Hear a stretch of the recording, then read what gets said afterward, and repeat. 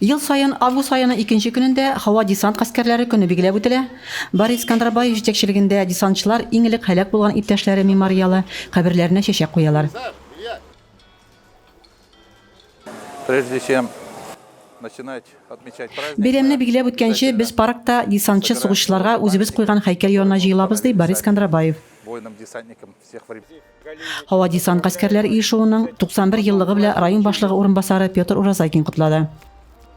Здоровье! Сәламәтлек, гаилә иминлеге тормышта барысы да яхшы булсын, дип Петр Уразакин.